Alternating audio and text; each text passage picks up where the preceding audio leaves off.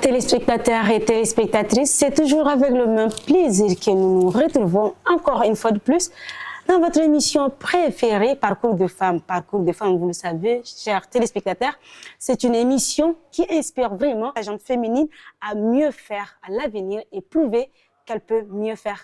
Elle n'est pas juste Mara Sakit.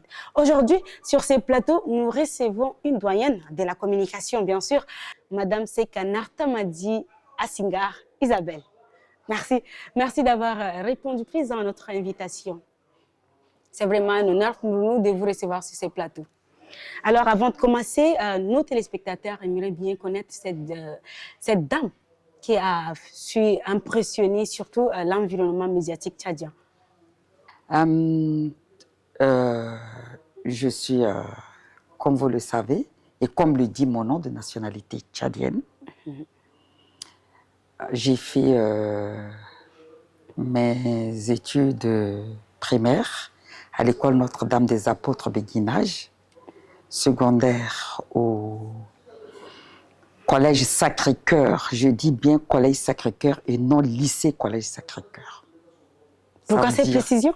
Parce qu'à l'époque, c'était le collège Sacré-Cœur. Il n'y avait pas de lycée. Le lycée est intervenu bien après nous, après les événements de 1979. Ok. Et j'ai obtenu un baccalauréat série A4. Et cela m'a conduit à faire le journalisme au Centre d'études des sciences et techniques de l'information de Dakar. Okay. Rentré au pays, j'ai servi à la radio, j'ai servi à la télé, avant d'aller comme attaché de presse à la présidence de la République, sous le défunt maréchal Idriss Déby Itno. Paix à son âme. Paix à son âme, vraiment. J'ai beaucoup eu l'occasion, l'opportunité d'exercer et en même temps, je pense que j'ai bénéficié d'une petite bourse de l'ambassade des États-Unis et ça m'a vraiment permis de faire la communication organisationnelle et la communication institutionnelle. Ça m'a permis de faire au moins 12 des États des États-Unis. Et bon, après, on m'a dit en 95, je pense, d'aller renforcer l'équipe de l'agence tchadienne de presse. Et j'étais venue là comme directrice adjointe. On était avec le défunt Hassan Sharif qui était mon titulaire. De là, j'ai passé un test pour entrer aux Nations Unies comme chargée de communication au niveau de l'UNICEF. Et j'ai quitté l'UNICEF pour être un expert en communication au compte de la Banque mondiale, affecté à la division population. Et puis, le chemin continue. Après, de là, j'étais partie comme chargée de communication interagence des Nations Unies. Et puis, pour finir, chargée de communication du PNUD, le programme des Nations Unies pour le développement. Je suis partie de là en demandant une séparation volontaire. Ils appelaient ça agreed separation. Et puis, je faisais mes consultations. Et un décret me nomme conseillère du ministre de la Communication. Et après, un autre décret m'amène comme directrice générale de l'agence tchadienne de presse et cette fois-ci d'édition, ATPE. C'est de là que je me suis envolée pour le Conseil national de transition. Oh. En tout cas, en vous écoutant parler, votre parcours est vraiment émouvant et puis ça donne envie de vous écouter plus. Mais avant d'entrer dans le vif du sujet, c'est que vous avez dit que vous avez obtenu une bourse d'études dont vous avez fait le master en ressources humaines juste après votre obtention de diplôme supérieur en journalisme. Pourquoi ce choix? Non, le master en ressources humaines n'est pas venu juste après l'obtention de mon diplôme. J'ai beaucoup travaillé, j'ai tourné ma bosse un peu partout, comme je viens de le dire. Et au PNUD, j'étais secrétaire général, adjointe de l'association locale du personnel. Et cette association locale prend en compte le personnel local et le personnel expatrié. Nous sommes tous dans l'association locale du Tchad. Okay. Et c'est là où j'ai pris goût, parce que j'avais la défense des intérêts du personnel. Et pour mieux servir ce personnel, défendre ses intérêts et lui faire connaître aussi ses devoirs, j'ai dit, mais il faut bien que je me spécialise un peu pour pouvoir bien piloter cette association. Wow. Et c'est comme ça que j'ai fait les ressources humaines. Donc, le choix était fortuit quand même. Ouais, c'était vraiment un choix indiqué et qui découle de ma passion à aider les autres, de ma passion à défendre les autres. Je défends plus les autres que moi-même et je pense toujours aux autres avant ma propre personne. C'est une question de nature. Maintenant, une qualité et un défaut, je ne sais pas. D'accord. Alors, étant ancienne journaliste que vous êtes, pouvez-vous nous dire comment cet amour pour le journalisme est-il né? Comment tout cela a commencé? Ça a commencé, c'était pas d'abord l'amour pour le journaliste, pour le journalisme, parce que j'avais des prédisposition à être journaliste. On m'a toujours dit quand j'étais au Sacré-Cœur, parce que j'étais tellement curieuse, il faut que je connaisse des choses dans les infimes détails. Je pose beaucoup de questions. Il paraît que les gens qui posent beaucoup de questions cherchent à apprendre. Donc c'est ce que je fais. Et je parle beaucoup, mais en disant des choses bien sensées.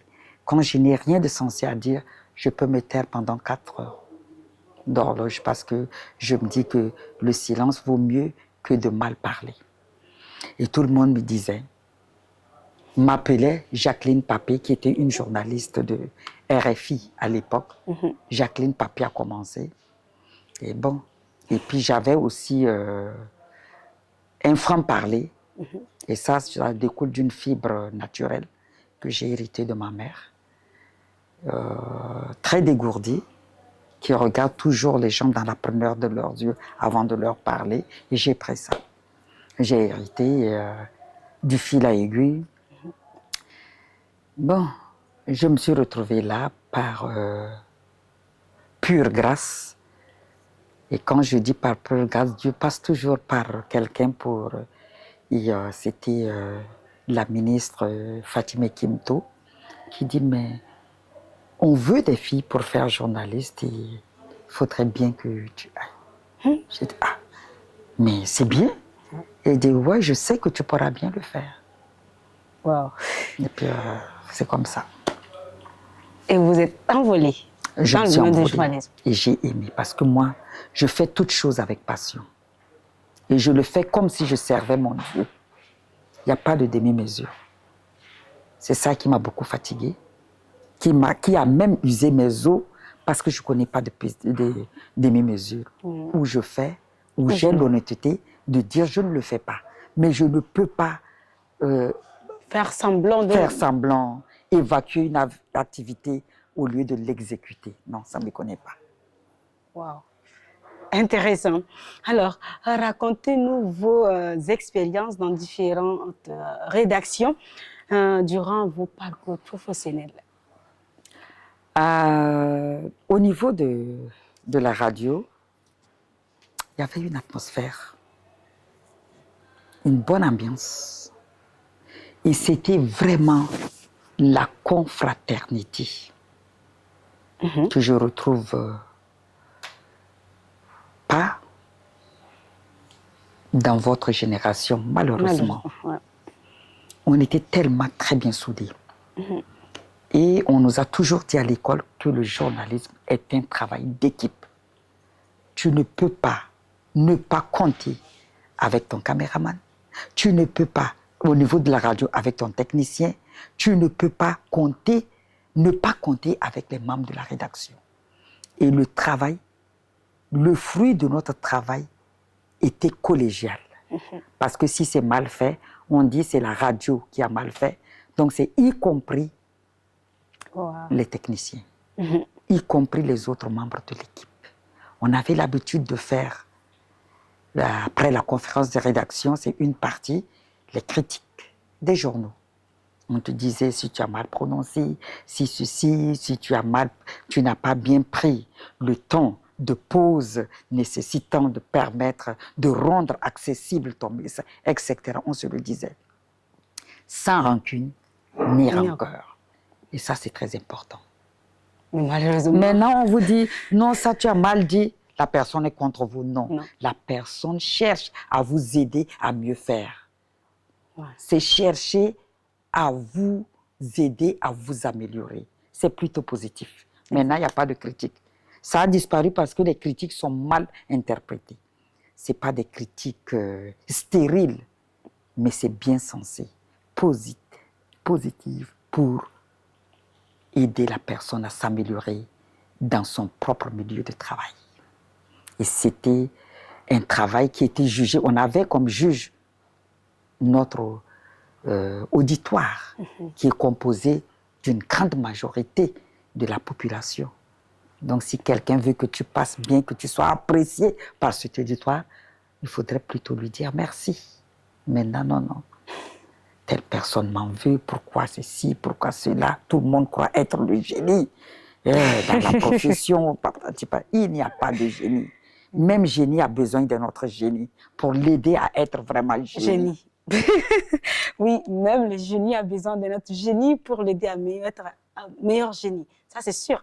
Alors, justement, parlant de votre parcours professionnel, vous avez commencé justement, comme vous l'avez dit, à la radio nationale, puis à la télé, en tant que présentatrice journal et d'émissions. Maintenant, vous avez parlé vos vécus avec l'équipe. Maintenant, vous, comment vous avez intégré l'équipe, que ce soit à la télé ou à la radio? Dire que c'est facile par-ci ou par-là, c'est pas ça. Il y avait l'atmosphère et quand tu veux travailler et tu as la détermination de travailler, tu t'intègres facilement. Dans la rédaction, c'est le travail qui paye. Oui. Le travail, et il faut toujours, n'importe où, s'imposer par sa force de travail. Et quand c'est comme ça, les gens sont, je peux dire, obligés de composer avec toi. Exactement. Moi, je suis de reportage, je pars. Même si je ne suis pas de reportage, je suis contente et fière de repartir. Et s'il y a quelqu'un qui boude, je pars. Comment on ne peut pas compter avec une personne comme ça, qui bouge tous les trous, qui a l'amour du travail, la détermination et la volonté de bien faire et de mieux faire. Ouais, ça, c'est vraiment intéressant. Et là, c'est qu'est-ce... Au niveau de... allez-y. Je prends un peu. À la présidence, c'était vraiment une équipe. Wow. Une équipe très soudée. Une équipe de journalistes soudés autour d'un journaliste de renom, le feu Mahamat Hissène, paix à son âme. Ouais. Mais il nous a tout appris. Et c'est ça, le journalisme. Et c'est important aussi et utile dans la vie courante de toujours chercher à partager les connaissances tes bribes de connaissances, tu dois charger. Et c'est ça, être quelqu'un. Wow. C'est ça, se faire un nom. Si aujourd'hui, on parle de Mama Tissène, on parle de Domgor, on revient sur on parle de Domgor, Édouard Sailly, c'est parce que c'est des gens qui ont donné le meilleur d'eux-mêmes pour façonner les autres. Ils n'ont pas lésiné sur les moyens pour partager leurs connaissances, leur savoir et leur intelligence. Et c'est ça la valeur d'un homme. Pour mieux dire, en termes de genre, c'est la parole d'une personne, la valeur d'une personne humaine. Parce que toi, tu n'as pas acheté. Dieu t'en a fait grâce. Mais il faut faire grâce à quelqu'un aussi. Garder pour faire quoi? Pour mourir avec? Non. Il y a des valeurs que les gens s'amusent avec. Et ce genre de valeurs-là, ça ne s'oublie jamais. Aujourd'hui, j'en parle. J'en ai parlé, j'en parle et j'en parlerai encore. Et je sais que mes enfants vont parler de ces hommes. Parce que c'est ça la valeur humaine. Savoir partager le peu qu'on a. Et partager la connaissance, ce n'est pas donner à n'importe qui. Il y en a qui sont jaloux, qui gardent ça jalousement, alors que c'est pour partir avec à quelques mètres sous terre. Mais quand tu partages, ça reste. Et la personne qui a reçu doit partager pour que ça continue à rester. Ça, c'est intéressant. Yeah. Je vous fais grâce des autres expériences. Non, mais nous sommes ici pour parler de votre expérience, donc pourquoi faire grâce? Nous aimerions toujours entendre. Voilà. J'étais revenue au niveau de l'agence tchadienne de presse et on a quand même donné un coup de pouce pour assurer la régularité de l'apparition du bulletin quotidien, BQ à l'époque. Le bouclage, on peut rester, et c'est quotidien, jusqu'à même si c'est au-delà de 22 heures, mais on doit tout faire pour qu'à la première heure, les gens aient leur BQ quotidien, qu'importe l'heure. Parce que le journaliste n'a pas d'heure de travail. Exactement. Et ça, il faut que vous vous mettez dans la tête. Le journaliste n'a pas d'heure de travail. À tout moment, le journaliste peut travailler et doit travailler. Même quand tu dors, tu travailles parce que tu cogites. Quels sont les sujets que je vais proposer demain? Quel angle d'attaque? Donc, tu es en perpétuel cogito pour mieux faire ton travail. C'est ça la difficulté du journalisme. Mais on aime bien ce métier. Votre parcours est vraiment impressionnant. Merci. Justement, nous avons le temps parce que nous avons 25 minutes à vous écouter parler de votre expérience. Maintenant, vous avez occupé plusieurs postes. Si vous me permettez, je peux citer quelques-uns, même si ce n'est pas le tout. Pas de problème. D'accord. Alors, vous étiez, comme vous venez de le dire, attaché de presse à la présidence de la République du Tchad, chargé de communication au PNUD, conseillère du ministre de la Communication et porte-parole du gouvernement, conseillère nationale, poste que vous occupez actuellement. Vous êtes devenue à 2 reprises directrice générale, adjointe et titulaire de l'Agence nationale tchadienne de presse et d'édition. D'abord, pouvez-vous nous dire comment vous avez géré ces lourdes responsabilités? Parce qu'on sait tous, hein, au Tchad surtout, gérer une administration publique, en plus une femme, c'est quelque chose. Vous pouvez nous dire comment vous avez géré cela? Ok. D'abord, la première fois, j'étais directrice adjointe parce que l'ATP, c'était l'agence tchadienne de presse tout court. Donc, il n'y avait que le poste de directeur adjoint. Et on s'occupait du BQ, le bulletin quotidien. Mais c'est la deuxième fois que l'ATP est devenue une entité sous tutelle, ATPE, Agence tchadienne de presse et l'édition. Ok. Et c'est l'édition qui a fait de l'ATPE une entité sous tutelle. Merci pour la précision. Mais j'avoue que autant la première expérience à l'ATP n'était pas aussi difficile. Parce qu'il n'y avait pas autant de problèmes. Tout simplement parce que les défis n'étaient pas aussi nombreux et cruciaux.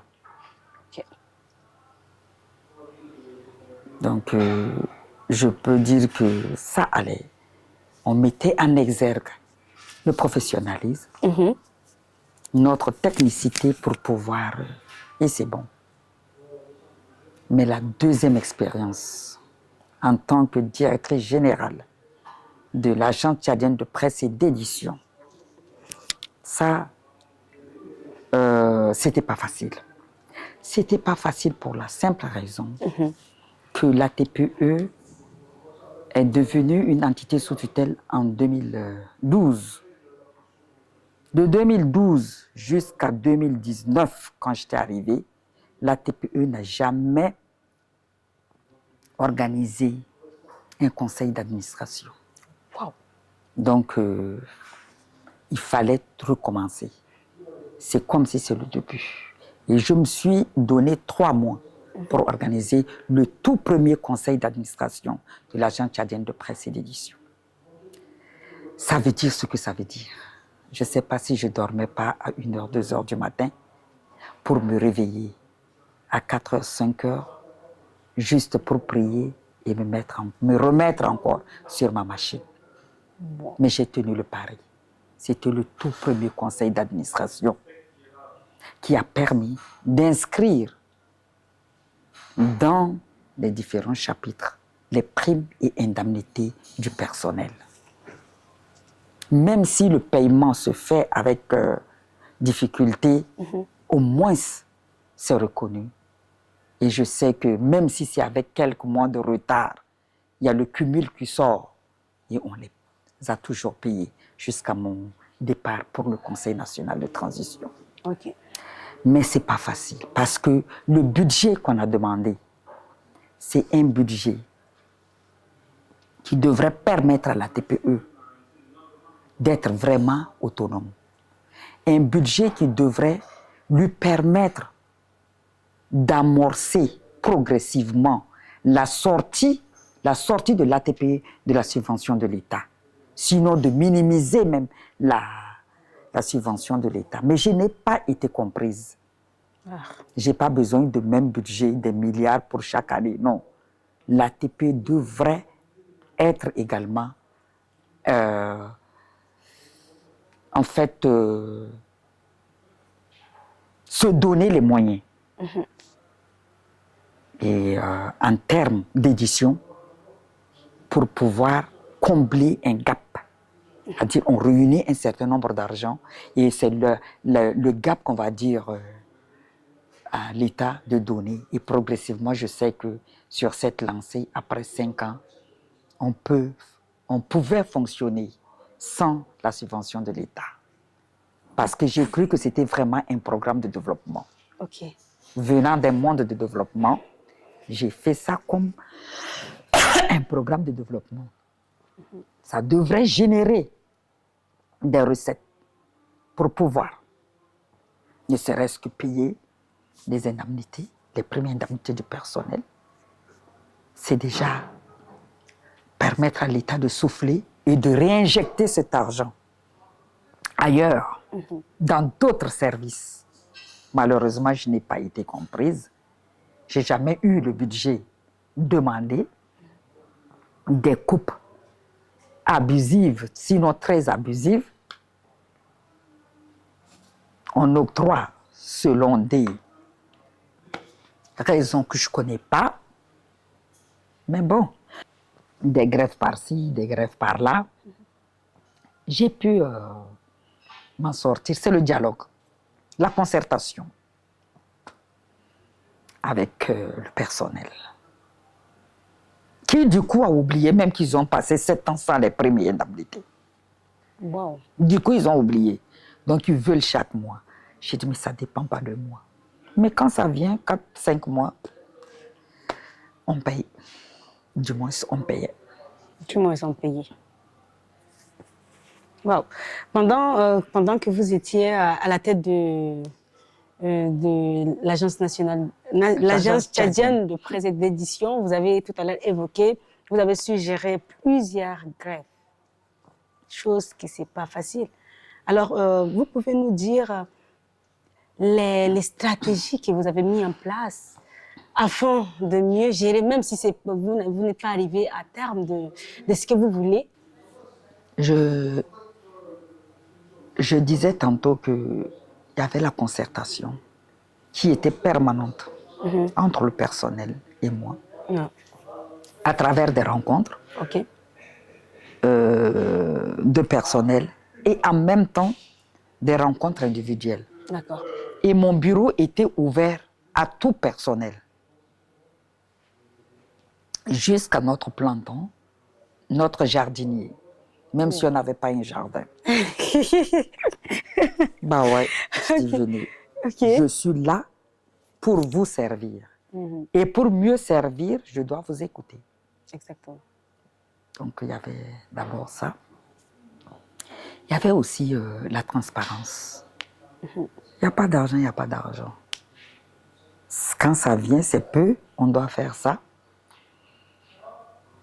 On a pris même de la petite subvention pour contractualiser avec une imprimerie parce qu'on ne voudrait pas qu'il y ait de rupture de parution. Ça, ils le savent. Le peu, j'ai dit, mais au fait, il faudrait bien qu'ils aient quand même du papier. Un peu de thé, même si ce n'est pas suffisant. C'est toujours en fonction de ce qu'on a. Et puis, bon, la charrette, comme on le dit en jargon de la presse écrite, ils sont en bouclage, donc il faut, j'ai pas besoin de... Quand je les ai vus dire on a 5 000 pour acheter de la viande chacun, ils sont combien? Toute une rédaction. J'ai dit non, on vous sert du repas chaud. Parce que je ne suis pas venue, en fait, je n'étais pas venue à l'ATP pour m'enrichir. On m'a confié une mission. C'est une mission de relance de la TPE. Wow. Et c'était clair dans ma tête. Si je ne me suis pas enrichie aux Nations Unies pendant 25 ans, ce n'est pas à la TPE que je veux m'enrichir. Exactement. Chose que beaucoup n'ont pas compris, malheureusement. Alors, nous tendons presque vers la fin de notre émission. Mais nous avons toujours des questions à vous poser. Il n'y a pas de problème, parce que c'est on est là un peu pour ça. passionnant quand on vous écoute parler. Et voilà, vous avez l'amour d'aider les gens.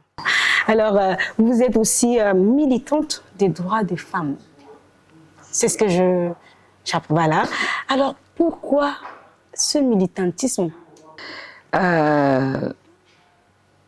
Je suis d'une famille qui a plus d'enfants, de filles que de garçons. Ça. Et bizarrement, je ne sais pas, ma mère, sur 16 enfants, elle a eu que 3 garçons, et pratiquement les derniers. Donc c'est un monde de filles. J'ai eu, ses frères et sœurs ont également que c'est un monde de femmes. Ah, Un garçon par-ci, un garçon par-là. les garçons sont rares dans votre famille. Très rare. Ok. Et ma grand-mère, qui, en fait, la mère à ma mère, à qui mon père nous a confiés avant de partir pour l'autre monde, nous a éduqués parce qu'elle avait le genre. C'est inné chez elle. Elle dit, mes 2 filles, mes 2 garçons ont toujours fait les mêmes travaux. Wow. Si tu dois cuisiner, tu cuisines, garçon ou fille. Ouais. Pour faire, avant le crépissage de la maison, c'est tout le monde. Pour piler, c'est tout le monde. Ouais. Donc, c'est comme ça qu'elle nous a dit. Et elle nous a éduqués comme ça. Donc, je ne connais pas. Et elle nous disait crûment que le travail n'est pas une question de sexe. Cuisiner, là. Elle dit, ta soeur ne cuisine pas avec son vagin. Donc, il n'y a pas de raison que toi, garçon, tu ne cuisines pas. Ouais.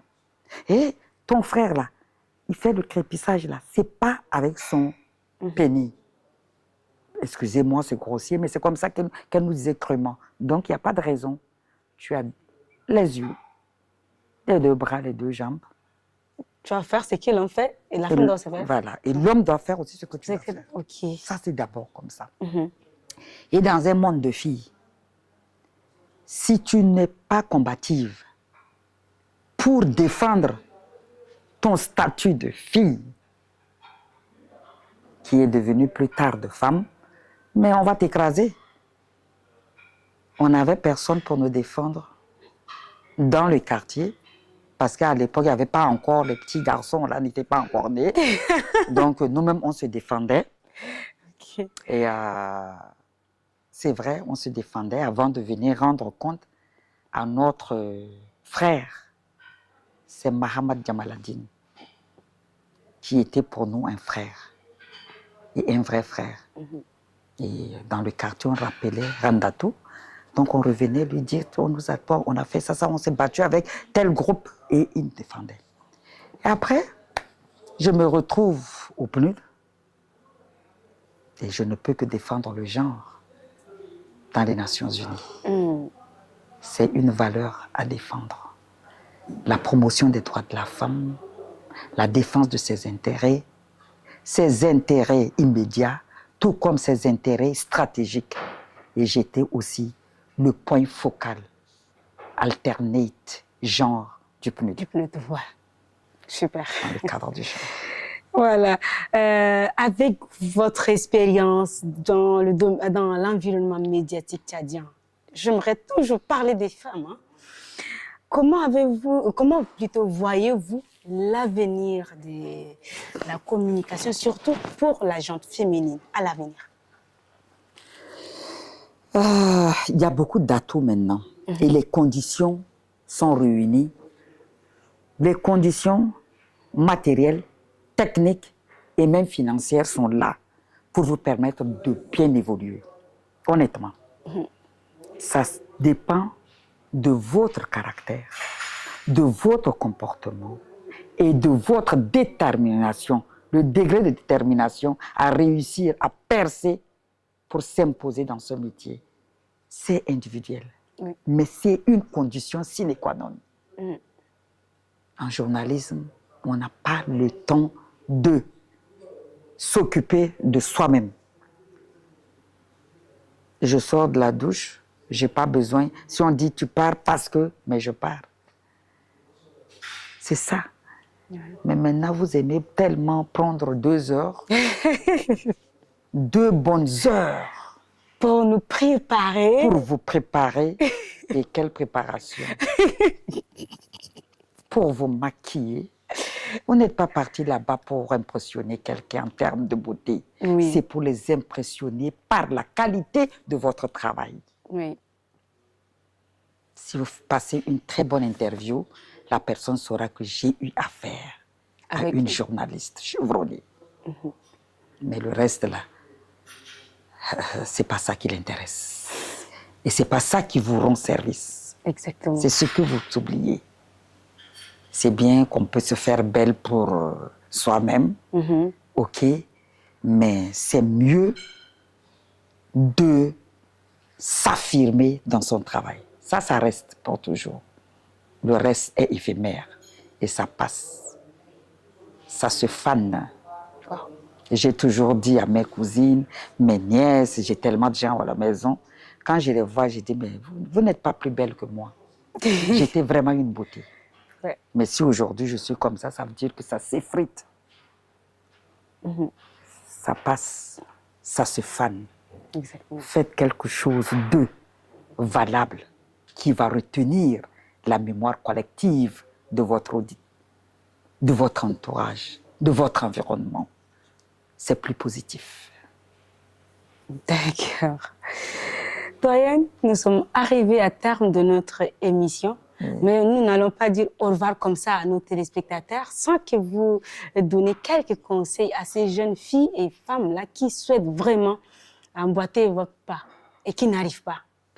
Non, c'est pas qu'avec un peu de volonté et de détermination, elles vont arriver. Parce que maintenant, vous n'avez même pas de Nagra de 25 kilos, de 15 kilos. Vous n'avez même pas la caméra qui pesait au moins sur 8-10 kilos. Tout est simplifié. Tout est simplifié. Dans ce monde, même les privés même sont bien nantis. Même si c'est pas, honnêtement, c'est pas ce que nous, on a connu, étant même dans le public. Un seul véhicule de reportage. Vous êtes parti, vous revenez, 2 fois, vous vous aidez avec votre moto pour déposer X, et etc. On n'avait pas de portable pour dire j'ai fini. Donc dès qu'on finit, on a hâte de retrouver la rédaction pour écrire notre papier. Donc il faut voir comment on se met en route. Mais aujourd'hui, tout est là. Toutes les facilités sont là. Donc l'espoir et l'assurance d'arriver, de vous imposer, ça, je pense qu'il y en a. C'est un acquis. Il vous manque que la volonté, la détermination. Et faire le distinguo entre ce que vous voulez, la beauté physique et la beauté professionnelle. C'est tout. D'accord. Vous êtes sur une très belle pente et vous allez prendre de l'essor. Et nous en avons besoin parce que nous, on a trémé. Et maintenant que vous êtes là, on voudrait que ça perdure. Maintenant où même les mentalités changent, on vous accepte mieux qu'on nous acceptait à l'époque. Donc on voudrait bien qu'il y ait beaucoup de femmes journalistes, mais pas seulement reporters, mais des femmes qui occupent des postes de direction dans les organes de presse. Je vous le souhaite ardemment et vivement. Amen. Merci beaucoup, doyenne, d'avoir répondu présent à notre invitation et répondu promptement à nos préoccupations. C'est vraiment gentil. C'est bien dommage que c'était juste pour 25 minutes, 26 minutes, mais bon, on aura le temps de mieux échanger. Il n'y a pas de problème. Merci. On est là. Merci beaucoup, chers téléspectateurs et téléspectatrices. C'est ainsi que s'achève votre émission préférée, Parcours des femmes. Et nous n'oublions toujours pas de dire merci à Orca qui ne cesse de nous accompagner tout au long de notre émission. D'ici là, portez-vous bien. Au revoir.